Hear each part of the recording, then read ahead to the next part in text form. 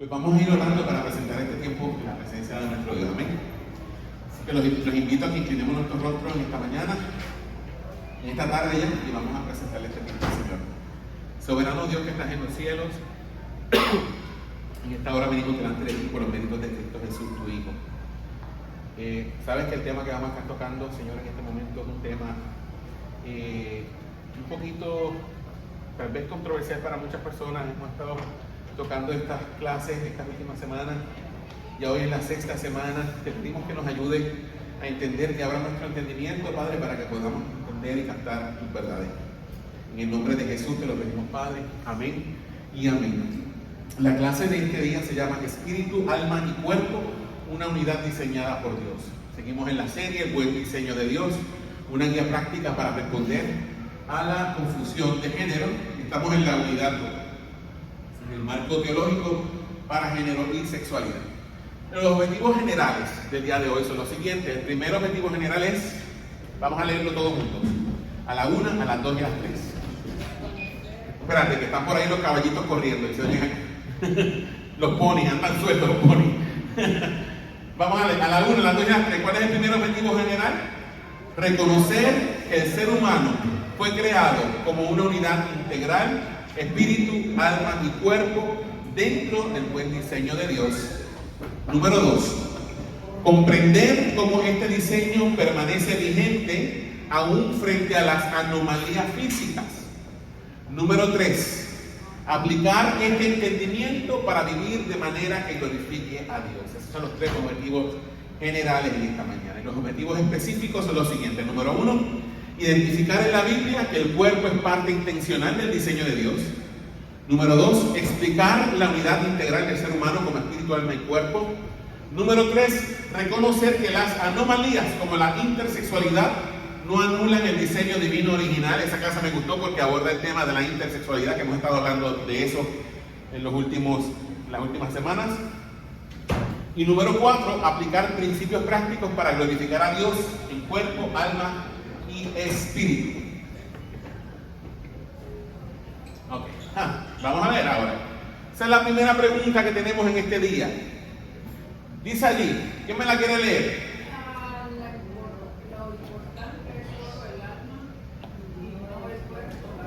Es una pregunta, déjame sacar el micrófono porque me gusta que ustedes compartan conmigo. ¿Lo importante es solo el alma y no el cuerpo? ¿Cuántos han escuchado esa frase alguna vez? Que diga, que la gente dice, no, si lo que importa realmente es el alma, el cuerpo no importa. ¿Han oído eso? ¿Lo han oído? Sí, especialmente en las iglesias. La gente dice, no, lo importante es el alma, el cuerpo no importa tanto. Ahora, ¿será verdad eso, mis hermanos? ¿Será verdad que lo importante es el alma y no el cuerpo? Las dos cosas son importantes, hermanos. Muchas veces hemos escuchado frases como lo importante es el alma, no el cuerpo, pero la Biblia nos enseña algo muy diferente. Desde la creación vemos que Dios nos diseñó como una unidad completa. Somos una unidad completa, léelo conmigo. Desde la creación vemos que Dios nos diseñó como una unidad completa, aunque compuesta de diferentes partes. Espíritu, alma y cuerpo. Somos una unidad, pero estamos compuestos de 3 partes diferentes. No somos, escuchen, vamos a leerlo todos juntos. ¿Qué dice el segundo bullet? Dice, no somos espíritus atrapados en un cuerpo, como enseñan ciertas filosofías orientales y el New Age.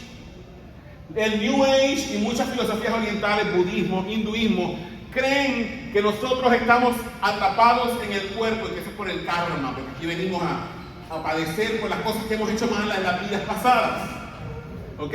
Y estamos atrapados en el cuerpo, y cuando morimos realmente nos liberamos de esta cárcel que ellos llaman el cuerpo. Para ellos el cuerpo es una cárcel. ¿Ok? Pero ¿será verdad esto? ¿Será verdad que el cuerpo es una cárcel? ¿Qué dice el tercer bullet? El segundo dice que no somos espíritus atrapados en cuerpos, pero el tercero dice, tampoco somos solo cuerpos sin alma, como enseña el ateísmo y el materialismo. Dígame, hermano Eric, cógete el micrófono, está por ahí. Pásaselo a Eric. Yo sé que siempre estamos cambiando el espíritu y alma. ¿Qué diferencia para que estamos seguros de lo que estamos hablando. Sí, ya mismo vamos a hablar de eso, porque nos toca, es parte de la clase. ¿Ok? Hay dos posturas dentro de la iglesia a lo largo de todos los siglos. Es más, hay tres posturas. Pero las más mayoritarias enseñan o que el cuerpo, que el ser humano es una dicotomía compuesto por alma y cuerpo, o espíritu y cuerpo, donde ellos hacen una distinción, o sea, no hacen distinción entre espíritu y alma, dicen que es lo mismo. Y hay otros, en mi caso personal, que creemos que somos tres partes en un solo cuerpo: espíritu, alma y cuerpo. Pero ya mismo les voy a explicar por qué pienso así, ¿ok? Ok, entonces no somos espíritus atrapados en un cuerpo, pero tampoco somos cuerpos sin alma, como enseñan los ateos. Los ateos dicen, no, si cuando tú te mueres se acabó todo, no pasa nada, porque tú eres materia. Y lo que enseñan es lo siguiente, que nos transformamos. Acuérdense que hay una ley de la física, que es la ley de la, no me acuerdo si la entropía o algo así, que dice que la materia ni se crea ni se transforma, que la materia ni se crea ni se destruye, solo se transforma. ¿Ok? Y lo que dicen es que, bueno, cuando tú te mueras, pues tú vas a ser parte del terreno, y de ahí tus moléculas van a ser parte de las plantas y de las flores, y esas plantas y flores se las van a comer los animales, y después vas a pasar a ser parte de los animales, y así sucesivamente. Pero no, eso es una teoría materialista y atea. ¿Qué dice el cuarto bullet? Dice, somos seres, léalo conmigo, la 1, la 2 y la 3. Somos seres integrales creados a la imagen de Dios. Ok, en la clase de hoy veremos, número 1, cómo el cuerpo forma parte del buen diseño de Dios. El cuerpo forma parte del buen diseño de Dios, ¿ok? Número 2, vamos a ver que las anomalías genéticas, las cuales forman parte de la caída, no cambian ni alteran ese diseño. Y número 3, vamos a ver cómo debemos vivir de manera que glorifiquemos a Dios con todo nuestro ser. Ok, el cuerpo como parte del buen diseño de Dios. ¿Qué dice Génesis 1:27? Vamos a leerlo todos juntos. A la 1, a la 2 y a la 3. ¿Qué dice? Y creó Dios al hombre a su imagen, a imagen de Dios lo creó, varón y hembra lo creó. Eso lo vimos la semana pasada. Y explicábamos que cuando hablamos de imagen de Dios, no estamos hablando de una serie de atributos, como inteligencia, personalidad, la capacidad de comunicarnos. Eso no es. La imagen de Dios es simplemente un estatus que nosotros tenemos como seres creados por Dios. Y ese estatus es nuestra posición. Dios nos creó para ser sus representantes en la tierra. Eso es lo que significa ser creados a imagen y semejanza de Dios. Ahora, ese versículo es importante porque dice que el hombre fue creado a imagen de Dios, pero dice que el hombre fue creado, ¿cómo? Dice allí, varón y hembra, ¿ok? ¿Creó cuántos sexos Dios? Dos sexos creó. Ahora vamos a ver qué dice Génesis 2:7, eso es importante. Vamos a leer todo juntos. Dice, entonces Jehová Dios formó al hombre del polvo de la tierra. Páralo allí. Dice aquí que Jehová Dios formó. La palabra formar, ¿sabe lo que implica? Que lo hizo con sus manos. Okay, no es que Dios tenga manos físicas, pero Dios muchas veces nos habla en términos antropomórficos para que nosotros entendamos. ¿Qué significa antropomórfico? Que Dios muchas veces habla de Él mismo como si Él tuviera un cuerpo. Dice, los ojos de Jehová rondan la tierra. ¿Qué quiere decir eso? Que Dios vigila todo el universo. No necesariamente que Dios en su esencia divina tiene ojos, pero como nosotros sí somos seres con cuerpo. Ay, Dios mío. Este problema mío, discúlpeme, hermano. ¿Me acuerdas a mi mamá? Mi mamá hacía eso. Los moquitos, hermano, me perdonan. Soy humano, lloro mucho. Sí, se me sabe. Bueno, ahora lloro porque... Ok. Jehová Dios formó, le dio forma con sus manos. ¿Qué implica eso? ¿Cómo Dios creó todas las demás cosas en el universo? Por su palabra, ¿verdad? Salmo 33:6 dice, por la palabra de Jehová fueron hechos los cielos, y todo el ejército de ellos por el aliento de su boca.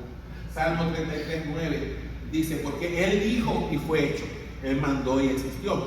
Pero cuando Dios decide hacer al ser humano, Dios no dice, sea el hombre, Cuando Dios hizo los animales, sí.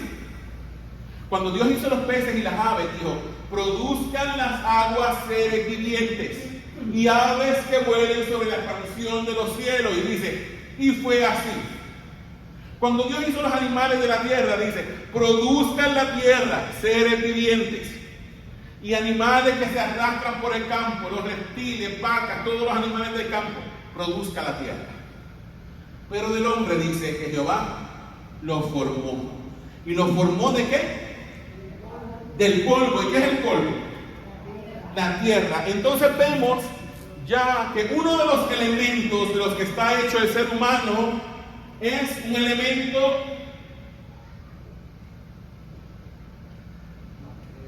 material. ¿Ok? El ser humano está hecho de un elemento material. ¿Y cuál es ese elemento material? El polvo de la tierra. De hecho, si usted analiza los compuestos químicos de los que estamos hechos, es lo mismo que tiene la tierra. Carbono, hidrógeno, oxígeno, nitrógeno, potasio, magnesio, hierro, los mismos elementos de la tierra. ¿Ok? ¿Ah? Yo creo que nosotros no valemos ni 5 pesos. Si cogen los materiales de lo que estamos hechos, no salimos ni en $5. Como 47 años. ¿Ok? ¿Me estás entendiendo? Pero ese es el elemento material. Pero no solamente dice que Dios formó al hombre del polvo de la tierra, sino que dice que Dios ¿qué?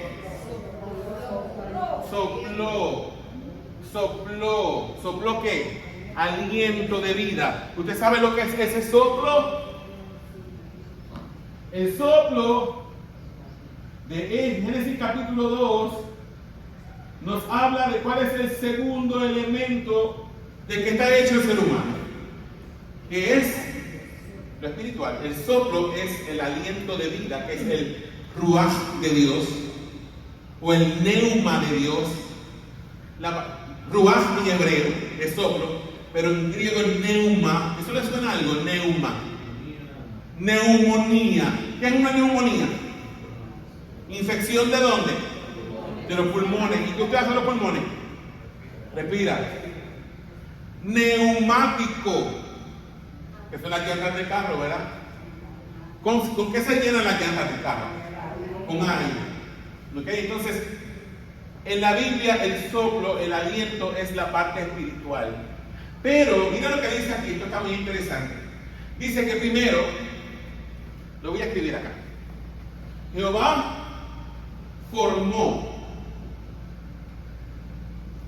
al hombre del polvo de la tierra, que es la parte material. Y luego de que forma ese muñeco, Dios sopla en él su aliento de vida. Y no es otra cosa que su espíritu. Y dice, y fue. La palabra fue. ¿Con qué tiene que ver eso? Tiene que ver con era. ¿Y tiene que ver con qué más? ¿Con qué? ¿Quién dijo ser? Hermana Ruth, que su Ruth está por allá atrás, puta, no la veo. Ser. El verbo ser. Ahora vamos a hablar de gramática. ¿Cuál es el verbo ser? Yo soy. Yo era. Yo seré. Yo soy, tú eres, él es, ella es, nosotros somos, vosotros sois, ellos eran, o ellos son. Verbo ser. Y cuando hablamos del verbo ser, ¿con qué tiene que ver eso? ¿Con qué? Dilo más duro, sin miedo. Con nosotros. Con nosotros, con nuestra esencia. Entonces, la suma de la materia más el espíritu producen el ser. ¿Y usted sabe qué es el ser? Hay unas traducciones antiguas de la Biblia, del Antiguo Testamento, que en vez de decir Fue el hombre un ser viviente, lo ve aquí, ser. En unas versiones viejas de 1909 dice: Jehová Dios formó al hombre del polvo de la tierra y sopló en su nariz espíritu, aliento de vida, y fue el hombre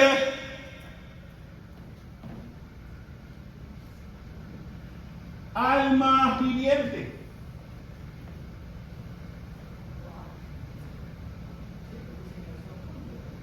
¿Lo está viendo? Materia. ¿Cuál es nuestra parte material?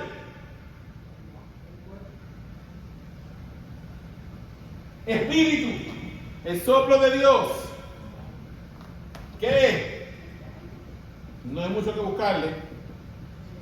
Espíritu. Entonces, cuando el espíritu se junta con la materia, produce el alma. ¿Lo está viendo? ¿O se perdieron? Cuando el espíritu de Dios se junta con la materia, el resultado es el alma. ¿Ok? Seguimos por acá. ¿Ah? ¿Somi, te perdiste? Somi. Es que estabas comiendo a la hora que empezamos la clase, pero ya no conectas. ya mismo cae. Ok, entonces la primera verdad dice allí: el cuerpo, como, acuérdense, vamos a hablar hoy del cuerpo como parte del diseño de Dios. Les dije que la nueva era y otras religiones dicen que el cuerpo es una cárcel, el cuerpo es una porquería. Ok, y realmente les voy a decir más. Esas teorías vienen del gnosticismo. ¿Ok? Gnosticismo. ¿Qué es el gnosticismo? Es una corriente filosófica que se desarrolla más o menos en el siglo II después de Cristo, que decía que solamente lo que era espiritual era bueno, pero que todo lo que era material era malo. El cuerpo es malo. Ustedes saben que los gnósticos no creían que Jesús había hecho carne, ¿verdad? Porque para ellos era imposible que Dios, que es un espíritu y que es bueno, haya tomado un cuerpo humano de carne que es malo, porque la materia es mala. ¿Ok? Por eso es que Juan escribe su carta, primera de Juan, es una carta para refutar a los gnósticos que estaban empezando la iglesia. Por eso es que en Juan 4, en primera de Juan 4, él dice: probad los espíritus si son de Dios. Todo espíritu que confiesa que Jesucristo ha venido en carne es de Dios. Pero todo espíritu que niega que Jesucristo haya venido en carne no es de Dios. Ahora, me explico. Cuando Juan habla de espíritus allí, cuando dice que probemos los espíritus, no se refiere a que usted ahora va a estar por ahí llamando a los espíritus inmundos y diciéndoles: Jesucristo vino en carne. No es eso. Cuando habla de espíritu, está hablando del maestro. Probad a los maestros que llegan a la iglesia. Acuérdense que se estaban infiltrando falsos maestros en la iglesia. Y algunos de esos falsos maestros eran gnósticos, que creían que Jesucristo no había venido en carne, porque la materia es mala. Por eso que Juan le dice a los hermanos: prueben los espíritus si son de Dios. ¿Y cómo ustedes van a saber si son de Dios? Si ese maestro que está aquí parado cree y confiesa que Jesucristo vino en carne, es de Dios. Confía en él. Pero si dice que no, es un falso maestro. Echa para afuera. ¿Lo está viendo? Ok. Entonces el cuerpo es parte del diseño de Dios. ¿Qué dice el primer bullet de arriba? Somos, léalo conmigo todos juntos, a la una, a las dos y a las tres. ¿Qué dice? Somos una unidad material e inmaterial. Entonces estamos compuestos de dos partes, una material y una inmaterial. ¿Qué dice el segundo bullet? Dios no nos hizo espíritus flotantes, sino seres encarnados, y nos diseñó como seres sexuados. Uy, ¿cómo es eso? Seres sexuados, uy. Señor, reprenda. Hermano, nada que reprender. Dios nos hizo con cuerpos y nos hizo con sexo. Somos seres sexuados, es parte de nuestra naturaleza. Y está así desde el principio. Es más, Génesis 1:27 dice, entonces, bueno, espérate, me olvidó. Y creó Dios al hombre a su imagen, a imagen de Dios lo creó, varón y hembra los creó. Entonces la idea de darnos sexo no fue del diablo, fue de Dios. Me gusta cómo es una tras otra vez él lo afirma. Lo afirma. Exacto. Nos hizo seres sexuados. ¿Ok? El tercer bullet que dice, en el diseño de Dios, los seres humanos fuimos creados varones o hembras, pero ambos cargamos la imagen de Dios. Que les dije la semana pasada que llevar la imagen de Dios significaba la dignidad que Dios nos ha dado de ser sus representantes en la tierra. Entonces, tanto el varón como la hembra tienen la misma dignidad. Entonces, el cristianismo no es machista, como dicen por ahí. El cristianismo es machista. No, hermano, el cristianismo no es machista. El hecho de que no tengamos pastoras no significa que a las mujeres las menospreciamos, no. Nosotros no tenemos pastoras porque es incorrecto. La Biblia lo prohíbe. Pero sí somos complementarios, que creemos que el hombre y la mujer se necesitan mutuamente. Aunque Cristo no estableció ni apóstolas ni pastoras, quienes fueron las mayores colaboradores del ministerio de Cristo. Las mujeres. ¿Quiénes eran? Cuando las saque.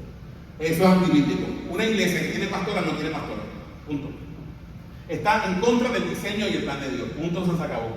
Y esa mujer está en rebeldía. Esa mujer es una feminista disfrazada. That's it. Ya. O sea, que hay muchísimas por ahí mujeres en rebeldía.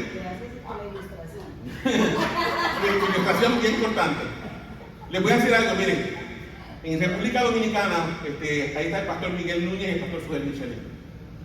Ellos tienen un instituto teológico. Como era el único instituto teológico del área, muchas hermanas pastoras de la Iglesia de Dios Pentecostal MI entraron a estudiar allí. Pero, y nunca las reprendieron por eso. ¿No? Las aceptaron en el instituto. Pues claro, tuvieron que estudiar. Pero según fueron estudiando la palabra de Dios, esas mujeres se dieron cuenta de que estaban en rebeldía. ¿Usted sabe lo que hicieron la mayoría de esas mujeres que eran pastoras? Entregaron las credenciales. Las entregaron. La confrontaron. Porque fueron confrontadas por la palabra. Esas son mujeres valientes, esas mujeres yo las respeto. ¿Me entienden? Por eso la hermana Ruth no es la pastora de la iglesia, ella es la esposa del pastor. Muchas, porque es cuestión cultural y tradicional. Que a la esposa del pastor se le dice la pastora. ¿Está bien? Okay. No, no está bien, es incorrecto. Porque a la esposa del doctor usted no le dice doctora. No, para nada. Ah, y a la esposa del abogado le dice licenciada. A menos que ella sea licenciada, son otros 20 pesos. La hermana Ruth te va a reprender. Bueno, la cosa, seguimos acá. Significa eso, escúchenme bien, significa eso que la mujer no está capacitada para enseñar. Les voy a decir algo. Hay mujeres que predican mejor que los hombres. Y yo las amo. Pero si esa mujer se sujeta a la palabra de Dios, ella va a saber que su rol no es ser pastora. ¿Entiendes? Puede ejercer un ministerio entre mujeres. Pero no puede ejercer dominio sobre el varón. Eso está escrito en la palabra. Contra eso no se puede ir. Okay, y yo sé que esto no es popular, a la gente no le gusta, pero es la verdad. Dime. Una pregunta fuera de lo que está enseñando. Ve que somos bautistas del sur, pero los del norte ¿Tienen pastoras? tienen pastoras. ¿Por qué? Si somos bautistas. No es la misma denominación, no te confundas. El hecho de que tengamos el mismo nombre no significa que somos la misma denominación. Tal vez vinimos de la misma raíz, pero es como los presbiterianos hay muchos. Los presbiterianos, la iglesia presbiteriana US es una denominación, pero la iglesia presbiteriana ortodoxa es otra. Presbiterianos porque comparten el mismo tipo de gobierno. Nosotros somos bautistas porque compartimos la misma doctrina, que es el bautismo de creyentes, pero no es la misma denominación. ¿Ok? Pastor, ¿y la dentista? Eso es otra cosa aparte. Bueno. Yo a veces pienso que ellos rayan en el sectarismo, pero no es el punto de la clase de hoy.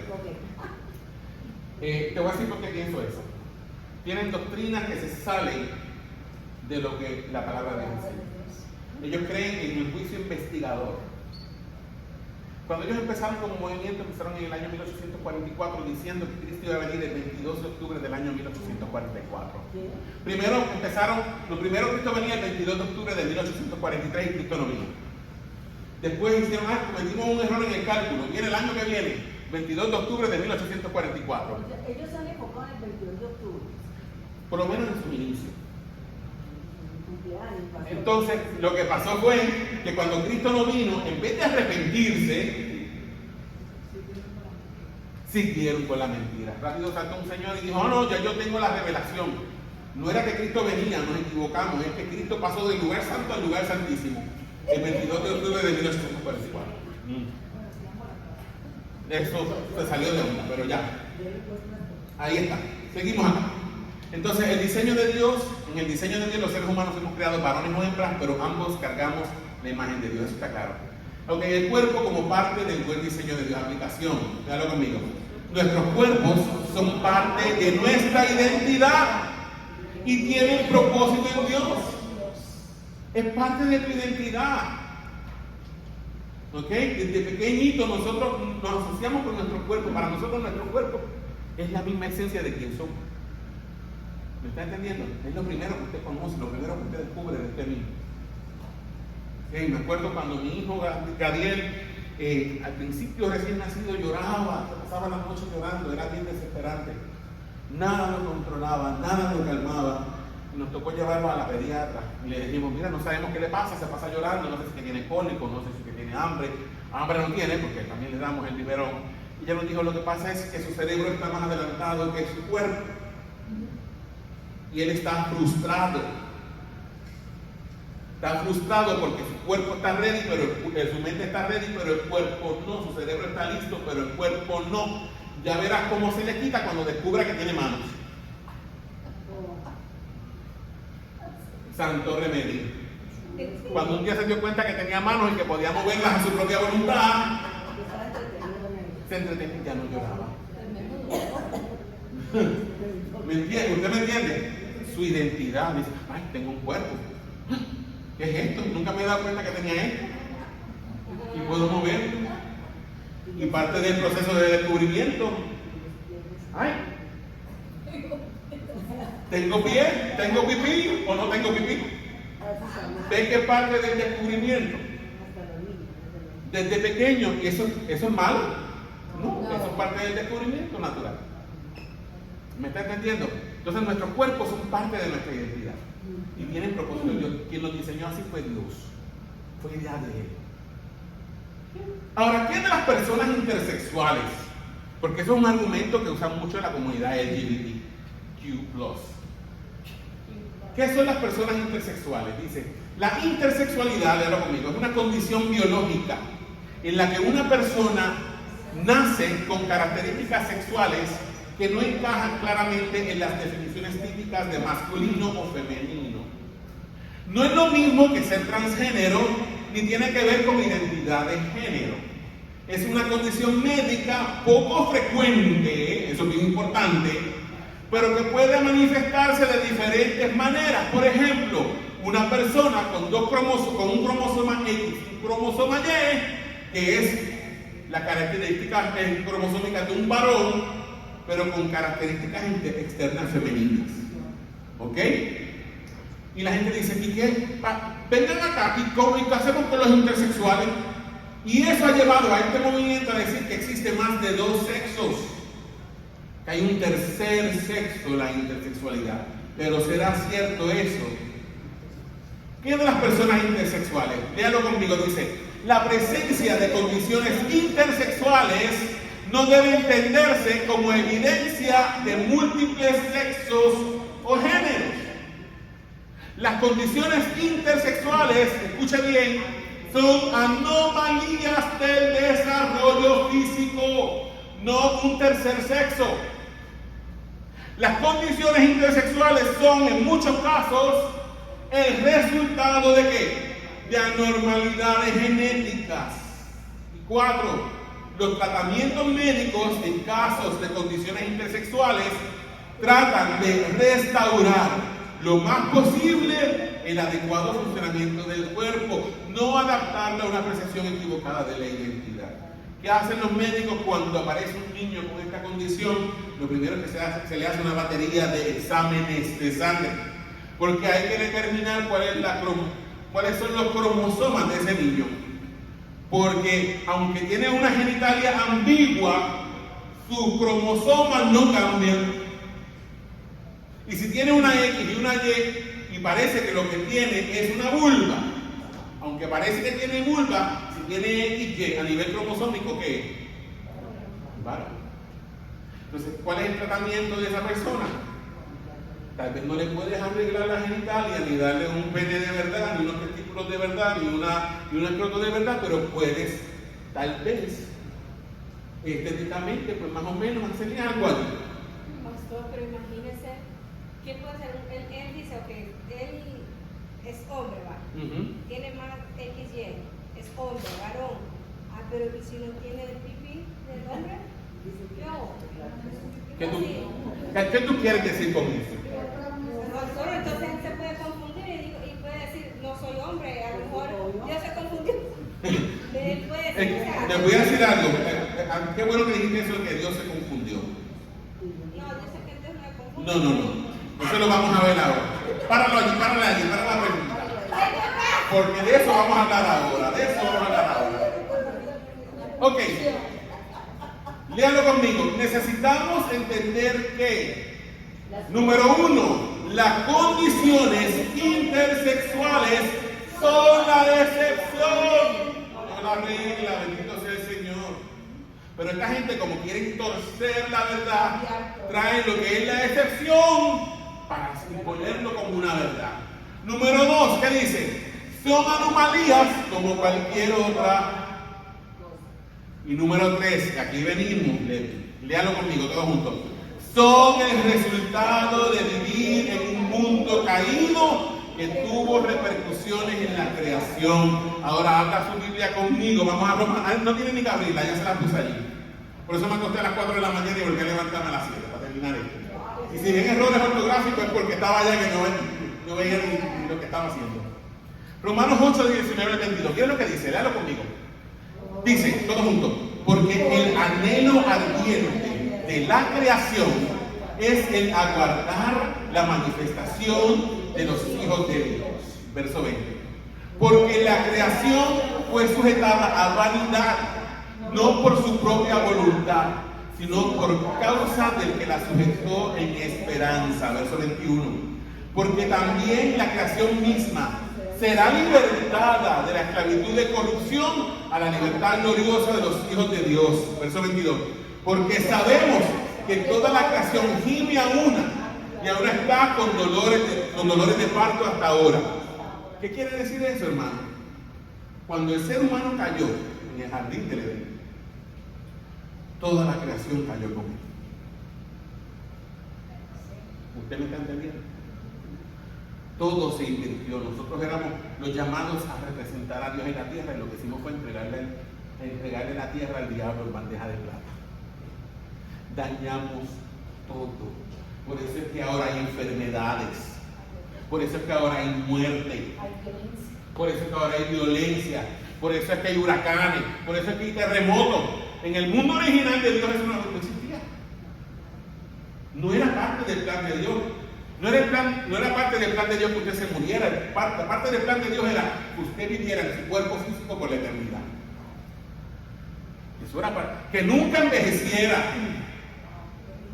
Usted se quedara toda la vida como de 30 años. O de 20 mejor. Voy a buscar a Eva cuando llegue al cielo. ¿Ok? Caer encima, ¿verdad? Esa era parte del plan de Dios. Que fuéramos eternamente jóvenes. No muerte, no dolor, no enfermedad. Todo eso vino a consecuencia del pecado, incluyendo las condiciones genéticas.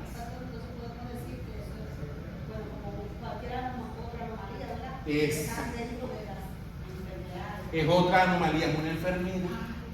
No es que otro sexo, ni que Dios lo creó así, no. parte del mundo caído. ¿Okay? No era parte del plan de Dios que esa persona naciera con un sexo ambiguo, pero por cuanto vivimos en un mundo caído que va rumbo a la entropía, al desorden, al caos, por causa del pecado, esas cosas pasan. ¿Me está entendiendo? ¿Tienen dudas, preguntas? Suri, ¿estás callado o tienes sueño? ¿Estás entendiendo? Hoy no están tan participativos. Yo creo que eso de la normalidad sexual es más o menos también igual como cuando un niño, que yo he visto en muchos casos, nace sin brazos y sin Mi piernas. hermana me lo ha sacado de lo que tengo aquí, pero llegaste al punto. Vamos a tocar eso ahora. Es lo mismo, vamos a tocarlo ahora. Sí. Mira, ya mismo vamos a caer. Resumiendo, vamos a hacer aquí, resumiendo. El diseño original permanece claro. Dios creó que varón y hembra, Génesis 1:27. Recuerda que existan excepciones, no cambia la norma. El hecho de que alguien nazca sin brazos o con una sola pierna, eso no altera la realidad de que los seres humanos como especie tenemos 2 brazos y 2 piernas. Es como si usted juzgara a toda la humanidad porque nació un niño sin brazos y sin piernas, como este muchacho que da conferencia, que le faltan los 2 brazos y las 2 piernas. Y hay una muchacha ahí que era abogada mexicana, que le faltan Los 2 brazos. pero ella da todo con sus pies, todo. Nosotros teníamos una trabajadora social en Puerto Rico que le faltaba una pierna. Y me daba gracia porque cuando íbamos a la oficina, Daniel y Gabriel eran chiquitos. Y lo primero que yo decía, no les miren la pierna. No les miren la pierna que le falta, porque los muchachos y lo primero que hacían. Yo no sé si era más malo decirle no le miren la pierna o no decirle, pero yo me preguntar como quiera. Okay. El hecho de que alguien nace sin manos y piernas no significa que toda la raza humana nace así. Es más, ese muchacho, no sé cómo se llama, se me olvida el nombre de ese que Norman, le faltan sus 2 brazos y sus 2 piernas, pero él se casó, es nadador y tiene hijos. ¿Y cómo van a hacer los hijos? Con sus 2 brazos y sus 2 piernas, y son hijos de él. ¿Me entienden? Muchas veces gente enana, el hecho de que haya gente enana en el mundo significa que los seres humanos son enanos. No, ellos son la excepción, no la regla. Es más, en San Germán hay unos enanitos que tienen hijos enanos, pero tienen hijos de tamaño normal. ¿Me entiende? La excepción no hace la regla. Vea la intersexualidad como un problema de una anomalía como cualquier otra. Seguimos acá. Algo biológico. Seguimos acá. Hermana, gracias por eso, porque llegaste al punto antes de yo llegar. Aplicación teológica. Vamos a ver. Ahora vamos a verlo teológicamente. A la 1, a las 2 y a las 3, ¿qué dice? Las anomalías no definen la regla del diseño divino. Número 2. La medicina busca restaurar en la medida de lo posible lo que corresponde al diseño original. La existencia de casos intersexuales no anula la verdad de que Dios diseñó al ser humano como varón y hembra. Ahora vamos a hablar del espíritu, alma y cuerpo, que hace un ratito Eric preguntó. El ser humano como una unidad integral, espíritu, alma y cuerpo, dice 1 Tesalonicenses 5:23. Miren esto, esa palabra del apóstol Pablo. Miren, esto es una oración de Pablo, léela conmigo, dice: y el mismo Dios de paz os santifique por completo. ¿Qué es lo primero que dice Pablo en su oración? Que el Dios de paz nos santifique por completo. Y ahora viene a decirnos cómo. Dice, y todo vuestro ser. Y dice que nuestro ser es ¿qué? Espíritu, alma y cuerpo sean guardados como irreprensible para la venida de nuestro Señor Jesucristo. ¿Ok? Entonces la totalidad del ser para Pablo incluye ¿qué cosa? Espíritu, alma y cuerpo. Y la totalidad del ser para Pablo debe ser ¿qué? Santificada para el Señor. ¿Y guardada como? Irreprensible para la venida de nuestro Señor Jesucristo. El ser humano como unidad integral. Dice, el ser humano está compuesto por 3 aspectos distintos. 3 aspectos, ¿ok? Pero esto no significa que esté dividido en tres personas, ni que viva fragmentado. La Biblia presenta al hombre como una unidad integral. ¿Ok? Son tres aspectos. Estos tres componentes constituyen la totalidad del ser: espíritu, alma y cuerpo. Funciones de cada uno de estos tres componentes. Vamos a verlo en el griego, el idioma en el que Pablo escribió esta carta. La palabra que Pablo usa como cuerpo en el griego es la palabra soma. ¿Ok? ¿Y qué es soma? Vamos a leerlo todos juntos. Es la parte del ser humano que nos hace conscientes del mundo físico por medio de los 5 sentidos. ¿Cuáles son los 5 sentidos? Olfato, gusto, oído, visión y tacto. Por esos 5 sentidos usted es consciente del mundo que nos rodea. Porque a través de esos 5 sentidos están conectados a su sistema nervioso central por una serie de neuronas y de nervios que componen el sistema nervioso periférico. ¿Ok? Por eso cuando usted está cocinando y se descuida y toca la olla caliente, inmediatamente usted hace porque inmediatamente esos receptores que usted tiene en la mano le mandan una señal, ni siquiera llega al cerebro, se queda a nivel de espina. Por eso es que la reacción es un reflejo automático, la quita. Usted no lo considera mucho, usted la quita. ¿Ok? Quedó la marca. Ahí está la hermana Nelly con su marca. ¿Ok? Dice, en el cuerpo se encuentran ¿qué cosa? Nuestros órganos reproductores. Sin el cuerpo no podríamos cumplir con la función de reproducirnos, ni de señorear, ni sojuzgar la tierra. Necesitamos nuestro cuerpo físico, ¿para qué? Para vivir en un mundo físico. ¿Me está entendiendo? Para usted poder vivir en un mundo físico, usted necesita un cuerpo físico. Si usted fuera espíritu, no viviría en este plano, viviría en el otro plano. ¿Ok? Cuando la gente muere, que abandona su cuerpo, el cuerpo se queda en la tierra, se desintegra, pero su espíritu pasa a donde hay la presencia del Señor, al reino espiritual. Pero para poder vivir aquí, usted necesita cuerpo. El alma, la segunda parte, del griego psique, dice, en esa parte del ser, es esa parte del ser que nos hace que conscientes de nosotros mismos. Vamos a ir escribiendo aquí. Dijimos, voy a borrar aquí, ¿no les molesta?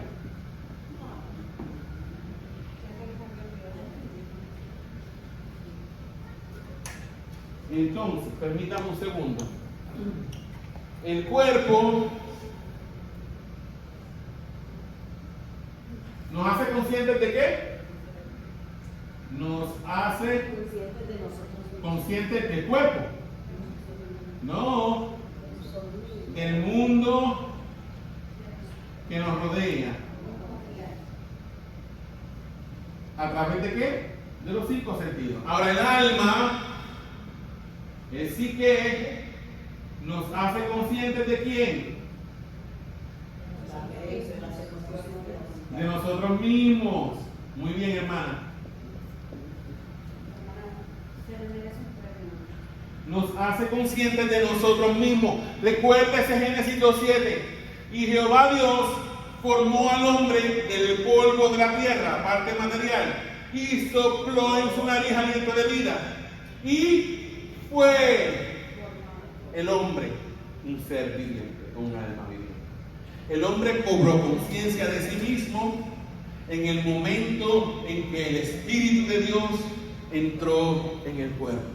Tomó conciencia de que él era un ser vivo, que era un ser diferente de Dios. ¿Me está entendiendo? En ese momento despertó a su realidad. ¿Quién yo soy? Soy un ser humano. Soy yo. ¿Ok? El alma nos hace conscientes de nosotros mismos. Y es el asiento de qué? De la mente, las emociones y qué más. Y la voluntad. Ahora vamos a hablar del neuma, el espíritu. Del griego neuma. Es esa parte del ser que nos hace conscientes de quién. Entonces, El Espíritu nos hace conscientes de Dios. ¿Ok? Ahora, para el nicodemista, el alma y el cuerpo son lo mismo. Pero lo dividen de la siguiente manera. Dicen, es la parte inmaterial, las dos cosas, alma y espíritu, constituye la parte inmaterial. Pero hay una parte inmaterial que es inferior y una superior. La inferior es la que lo hace consciente de uno mismo, o sea que es lo mismo, alma. Pero hay una parte de la parte inmaterial que es superior, que nos hace conscientes de Dios, que es que es lo mismo. Me hace más lógico hacerlo así. ¿Me está entendiendo? Dice, es el asiento de la conciencia espiritual, de la intuición espiritual, y la que nos conecta con Dios cuando adoramos. Es el lugar donde el Espíritu Santo nos comunica las verdades de Dios. Romanos 8, de 14 al 16. Mira lo que dice ahí. Dice, porque todos los que son guiados, ¿por quién? Por el Espíritu de Dios, estos son hijos de Dios. Verso 15. Pues no habéis recibido el espíritu de esclavitud para estar otra vez en temor, sino que habéis recibido el espíritu de adopción, por el cual clamamos, Abba Padre. ¿Dónde recibimos el espíritu de adopción?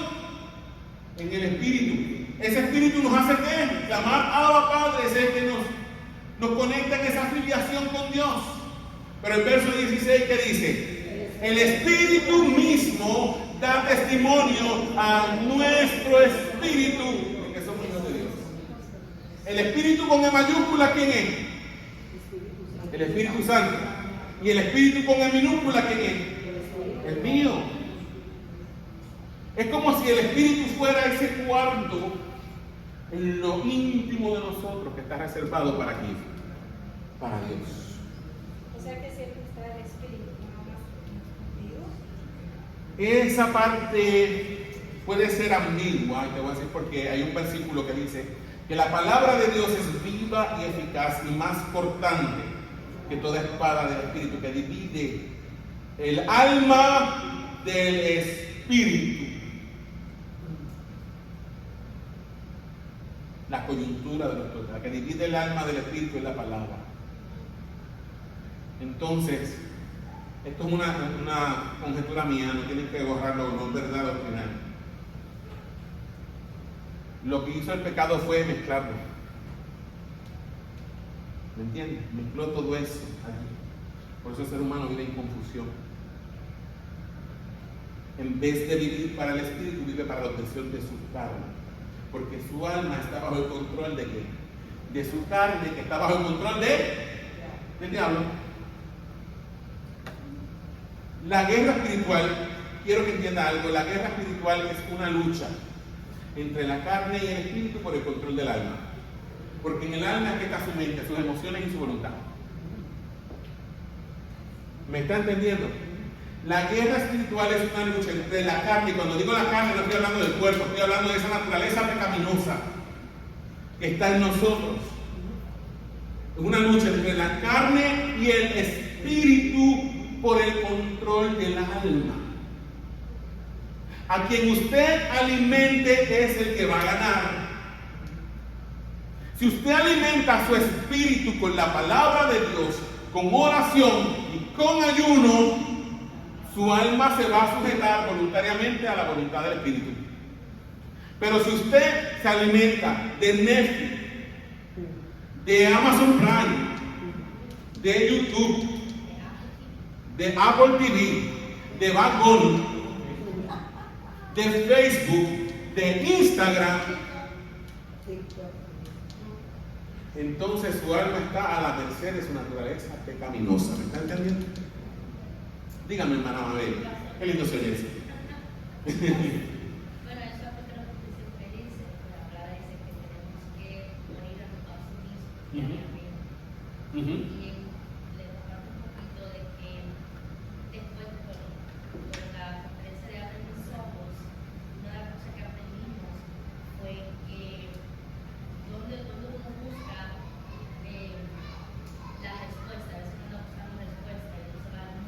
de la palabra. Exacto. Y mientras uno lee la palabra, uno está más cerca de Dios.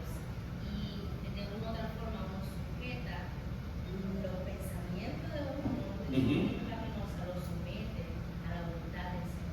Le voy a decir algo, se lo he dicho antes. Ya no practico mucho el ayuno, debería de practicar. Se nota que no lo practico tanto. Pero pues, mi cuerpo me delata que no soy una persona de mucho ayuno. Pero en mi juventud, sí, nosotros ayunábamos. ¿Saben? Nosotros ayunábamos mucho. Siempre. Éramos un grupo de jóvenes y nos motivábamos unos a otros a orar y a ayunar. Les voy a decir algo. Siempre pecábamos, ¿okay? No piensan, no. Pero te voy a decir una cosa, se te hace más difícil pecar cuando estás así, porque tu alma está más en la disposición de servir a Dios. Y si pecas, no te desconectas de Dios, lo que hace es que vuelves rapidito a Él. Pero tú abandonas esa práctica y te dedicas a alimentar solamente tu naturaleza carnal, se te hace más fácil pecar, no lo piensas mucho para pecar. Se te hace más difícil volver a Dios. Se te hace más difícil volver a conectarte a orar. Porque una vez que usted le agarra el gusto a la oración, cuando usted le agarra ese gusto a la oración, usted se le hace bien fácil sentarse a orar en cualquier sitio. Es más, a veces está haciendo algo, está viendo televisión y aquello. Vete a orar. Y tienes que dejar de hacer lo que estás haciendo porque es un impulso mayor que tú. Nadie te obliga a hacerlo. Pero cuando uno deja de hacerlo, para después volver a montarse en eso, es un problema. Ok, ¿qué somos realmente? Ya estamos terminando. No somos almas atrapadas dentro del cuerpo, como enseña la nueva era y las religiones orientales. No somos cuerpos sin almas, como enseña el materialismo ateo. Somos seres completos, compuestos por una parte material y otra inmaterial. Somos espíritus que poseen almas y vivimos en cuerpos que nos permiten cumplir el propósito de Dios en esta tierra. Por eso Pablo oraba para que la totalidad del ser, espíritu, alma y cuerpo fueran guardados irreprensibles para la venida de nuestro Señor Jesucristo. Que somos realmente, ya lo conmigo, somos seres completos compuestos por espíritu, alma y cuerpo, y esas tres partes unidas forman una sola unidad llamada ser humano. Somos seres completos compuestos por espíritu, alma y cuerpo, y esas tres partes unidas forman una sola unidad llamada ser humano. Primera Tesalonicenses 5:23, vamos con esto. Y el mismo Dios de paz os santifique por completo, y todo vuestro ser, espíritu, alma y cuerpo sea guardado irreprensible para la venida de nuestro Señor Jesucristo. Aplicación práctica: debemos cuidar todas las dimensiones de nuestra vida, espíritu, alma y cuerpo, a fin de que honremos a Dios con todo lo que somos. Conclusión: Dios nos hizo como seres completos, espíritu, alma y cuerpo. El pecado y la caída han traído desorden y anomalías a la creación, pero eso no anula el diseño de Dios. Nuestro llamado no es rechazar el cuerpo ni dividir nuestro ser, sino entendernos como una unidad integral creada para la gloria de Dios. Cristo mismo vino en cuerpo humano, murió y resucitó en cuerpo glorificado y promete transformar el nuestro en la resurrección. Por eso debemos cuidar, valorar y usar nuestro cuerpo, alma y espíritu para honrar a Dios hasta el día en que Él restaure toda la creación. ¿Ok? En su espíritu Dios lo justificó. ¿Sabe dónde está el proceso de santificación realmente? En la justificación ya usted está completo en Cristo. En la justificación ya usted es hijo de Dios. Usted es santo, usted es perfecto, eso es su espíritu. Donde está el proceso de santificación es en el alma, hermano. Porque allí está su lucha, en su mente, en sus emociones y en su voluntad. En su cuerpo Dios ha prometido restaurarlo cuando, el día que Cristo venga. ¿Ok? ¿Me está entendiendo? ¿Vieron la aplicación? Los dos dormidos hoy se durmieron, no les voy a dar más tacos antes de la clase. Los voy a dar en cama. Dudas, preguntas. Eric, ¿tienes dudas? Que ahorita me preguntaste algo. ¿Entendiste eso? Somi, ¿tienes dudas? Dale, Benjamín, ¿tienes dudas? ¿Quién tiene duda? ¿Están claros? Benjamín, Miguel, Sacha. ¿Están claros? Jesús Uri, ¿están claros? Pastor, el corazón, ¿a dónde cabe? El corazón es parte de la mente, del alma, de las emociones. Ajá. Yo digo que cada vez que alguien dice de corazón lo siento, esa es un decir. Es un decir. Es el alma. Exacto, es el alma. La que controla todas las emociones. ¿Y dónde está el alma realmente? Si venimos a ver. ¿Dónde usted está? ¿Dónde usted es consciente? Y usted sabe que el mismo cerebro que usted tiene es el mismo cerebro que Dios le dio a su hijo. El cerebro es una cosa maravillosa. Claro que sí. Yo les dije a ustedes hace unos meses y quiero conseguir ese estudio. Que hay un estudio que se llama neuroteología. ¿Okay? Son científicos que estudian el cerebro, pero se han dedicado a ver la reacción del cerebro en momentos de oración intensa. Y cuando la gente está orando intensamente a una velocidad rítmica, hay partes del cerebro que se apagan, pero la parte frontal se activa. La tensión arterial baja. Se liberan un montón de hormonas en el cerebro que los relajan a usted, por eso cuando usted ora usted se siente que anda por la Sí, es parte de eso. Acuérdense, no podemos desconectar el espíritu del alma y del cuerpo, los tres están unidos. Cuando usted dice yo siento la presencia de Dios, realmente Dios está allí, pero es porque está liberando en su cuerpo un montón de hormonas en ese mismo momento. O sea, todo eso está conectado.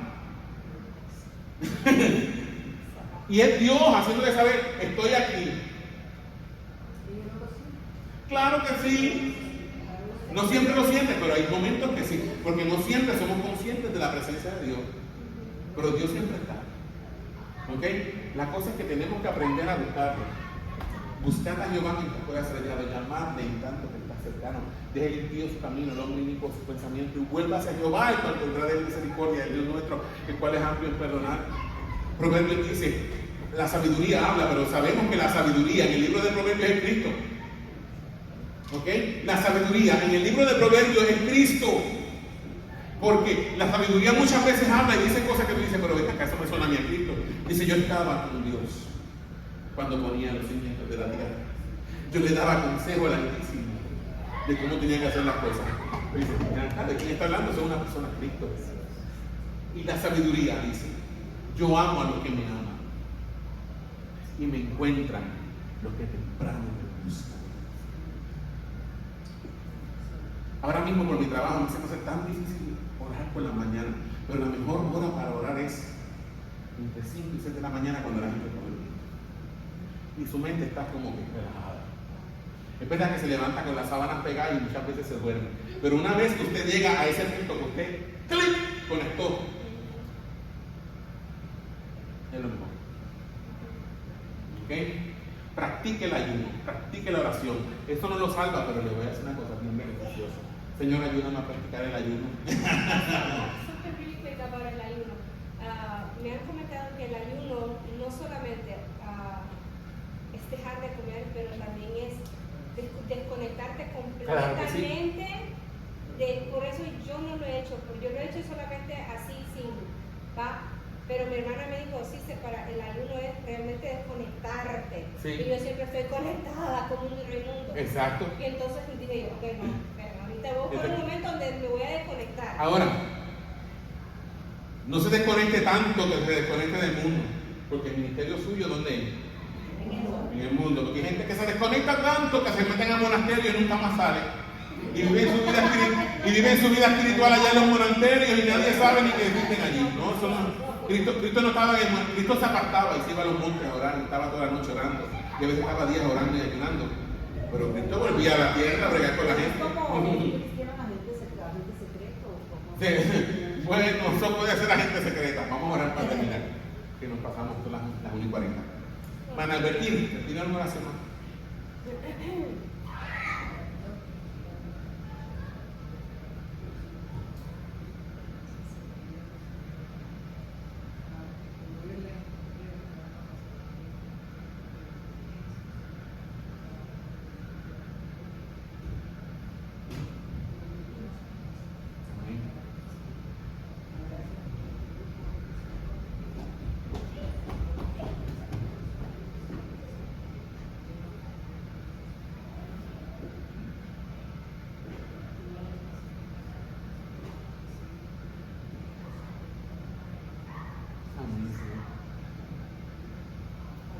Amén. Que la bendición del Padre, el amor del Hijo y la comunión del Espíritu Santo se junten. Dios los bendiga. El domingo de bautismo no se lo olviden. No hay clase el domingo porque son 5 bautismos, ¿ok? Son 5 chamaquitos que se nos van a bautizar. Apoyémoslo, ¿ok?